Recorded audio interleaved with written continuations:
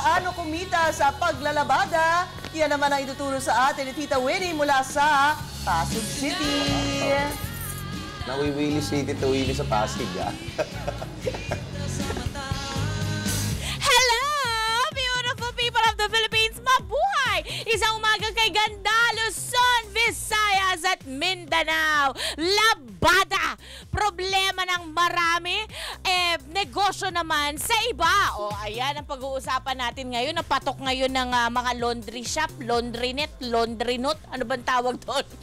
Basta, sa mga tao na walang kasambahay, walang maglalabas sa kanila, aba yan po ang serbisyong hatid ng Speed Queen. Kasama natin si Von Reyes. Von, umaga kay ganda sa iyo. Magandang umaga po, Ate Winnie. 2004, nung magsimula kayo sa negosyo, that's Yes, right. yes, At ba't naman sa lahat ng negosyo, kalalaki mong tao, labada naman ang pinasukan mo? Actually, naghahanap lang kami ng condominium before. Okay. And then, nung nasabi namin, sabi ko, saan kami magsasampay? Oo nga naman. Bawal lang sampayin sa kondo. Oo, totoo. So, lahat sila nagpapalaundry. Oo. So, sabi ko sa wife ko, magtayo na lang tayo ng laundry shop kasi 6 buildings yung laundry. 6 Yung buildings? condominium. Ang dami yung customer kung Yes, sakasakali, oo. di ba? Pero ano ba ang mga pinagdaanan nyo bago kayo nakapag-establish ng Speed Queen? Before kasi, marami kaming mga food business na dinaanan.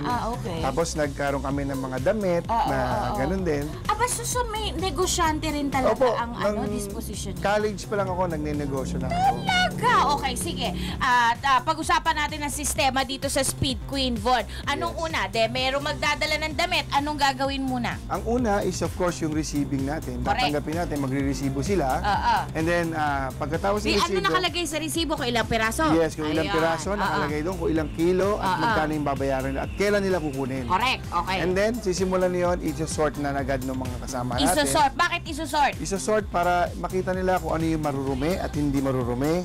Bukod pa Tsaka yung puti. decolor. Ayun. Yung kasama na yun. So, may degree ng pagkarumi at saka yung decolor at saka puti. Yes. Okay, opo. tapos? And then, after nilang i-segregate yun, lalagyan ngayon ng tagging. Itatag Tagging. ngayon yun.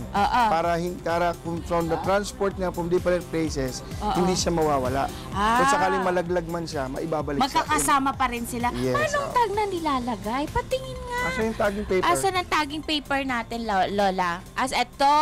Yes. Ayun. Kahit labhan ito, hindi Yes, matatanggal? washable po ito. Okay. So hindi siya na sisira. Paano nilalagay? So ini-stapler yan sa tag. Naku, baka naman masira ang Hindi po, ang cotton damit. naman kasi ano yun fabric yan kaya may mga butas-butas din yan. Okay. Kaya doon lang siya tatama. Okay. So, sige. Ayun. So, mamaya po, pagpapatuloy po natin dahil hindi lang machine wash ang ginagamit nitong sila Von. Kinakamay din nila ang paglalaba. At maya-maya po, iba pang mga tips para sa pagnenegosyo ng paglalaba o laundry. Dito lamang po yan sa Umagang Kay Ganda sa aking pagbabalik. Samantala, naku, mga usapin talaga namang, alam nyo ba, di ba kanina pa pinag-uusapan, magtataas na naman 1.50 per litro ng gasolina. Yan ang inyong aabangan mula kila Pinky at Anthony sa pagbabalik ng Umagang Kay Ganda. Sasa na naman. Talaga naman. Usapang labada pa rin po dito sa Umagang Kay Ganda. Narito ako sa isang bahagi sa Pasig City. Dito po sa Speed Queen para ipamahagi nila sa atin ang sikreto ng pagnenegosyo ng laundry o labada. Kasama kanina po na ipamahagi sa atin ni Von yung mga sistema sa kanilang laundry. At ngayon naman, pagpapatuloy natin ito kasama naman ang kanyang may bahay na si Rose. Nakapapanganak lamang. Naku, baka naman mabinat ka niyan, Rose, ha? Hindi naman. Okay, so ang balita ko, Rose, hindi agad-agad nilalagay sa washing machine ang mga damit. Nilalaban din sa kamay. Bakit? Spotting. Ang tawag doon? Spotting. Spotting. Okay. Sa Speed Queen Laundry, ang sistema namin, hindi kami agad naglalagay ng laundry sa machine. Sinesegregate namin yung mga maruruming damit. Kasi sa machine, hindi siya nalalaban talaga ng maigi. Ganun lang yung So, ini-spotting namin siya. Okay. So, halimbawa, natapos na yan. Ano nang susunod? Ilo-load na natin siya. Gaano katagal naman siya i-load dito sa washing?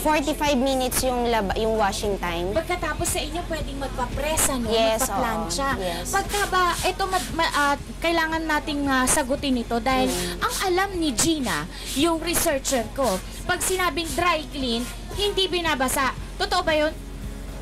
Binabasa po. Dry cleaning is just a term. Oo. In dry cleaning, we use solvent. Ano ibig sabihin ng solvent? Yung chemical siya. Para? Yun yung maglilinis sa damit. Hindi powder. Bakit? So, yun po yung kasi sa tela, yun yung maglilinis sa... Parang di urong. Yes, oo. Hindi mabubutas, hindi mag-fade. Ayan. Okay, sige. Maraming salamat sa'yo, Rose, ha? Balikan naman natin si Von. Von, ang balita ko, hindi kayo nagpa-franchise, pero nagtuturo kayo kung paano maumpisahan ang pagnenegosyo'ng laundry. Tama ba ako nun? Yes, ma'am. Paano sistema dito? Bali, meron kaming laundry construction business. Kasi laundry setup yun. Kung gusto mo magtayo ng negosyo, pwede kitang itayo, sarili mo ang pangalan. Tapos sagot ko na lahat yung provided ko na yung mga machine, equipments, at pati training. Sa pagka, halimbawa, simpleng laundry setup lang, magkano kailangan kong puhunan? Okay, may mga package tayo, no? Sa unang package natin, mayroon tayo mga 160. Walang machine yon, ibig sabihin yung machine, ipopurchase mo on your own. Okay. Pagka all-in yun. 160,000? Yes, Mahal oo. ano? Bakit mahal? Kasi yung construction sa loob, kasi pati painting kasama na, pati yung yung setup ng installation ng mga water, tsaka drainage. Yun yung 160. Kasama na yun. Pati training ba yun sa Yes, tao? kasama na po yung training. Pati yung mga initial supplies. kung may makinarya? Kung may makinarya, abutin ka ng mga 250. 250. With one set na yun na machines. Isang washer tsaka isang dryer. Isang washer, isang dryer. Gano'n naman katagal ko bago mabawi yung 250,000? Kung makakuha ka ng magandang location, within 6 months to 1 year, kayang bumalik ang puhunan. Talaga? Pwede na ako Yes. magpaikot? Tapos halimbawa, lumaki na. Yung isang washer, isang unit na washer and dryer, gusto kong dagdagan ng isa pang set. Gano'n pa idadagdag ko? Ano na yun? On your own na yun. Kumbaga, budget mo na yun. Pero, yung More or presyo na less, more or more or less, less. nasa 70,000 yun. 70,000. Dalawa na yun. Dalawa na. Yes, Ba? So, 6 months, kung magandang lokasyon. Ano Yes. bang, para puntahan ako, may sikreto ba? Ang sikreto lang dito, of course, kailangan quality. Taka mabango. At hindi nawawalan ng damit. At Yan hindi, ang- bakit may nawawala ba? Yes, may mga Talaga? nawawalan damit. Kasi minsan, yung iba, nahahalo, pupunta sa iba. Kaya kung wala kang sistema, hindi mo yung magagawa. Ayun. Ako, maraming salamat sa iyo, Von. Maraming salamat din kay Rose. Ayan sana nabigyan ho namin kayo ng idea kung anong magandang negosyo ngayong, kung anong magandang negosyo ngayon, ha? Laundry. Medyo mahal nga lang, pero long term naman ang kikitain. Maraming salamat. Babalik po ang Umaga Kay Ganda. Salamat din kay Tita Winnie mula dyan sa lungsod ng Pasig. Tita Winnie! Hi! Thank you! Bye! At sa ating mga studio audience mula sa Pinilla, Rizal! Maraming salamat rin sa mga bata na nakalaro sa amin. Hindi na naman yan! Kiko Matching. Thank you po, Kuya Jen. Maraming salamat. Bukas pong muli mga kapamilya, sabay-sabay po nating harapin ang Umagang Kay Ganda!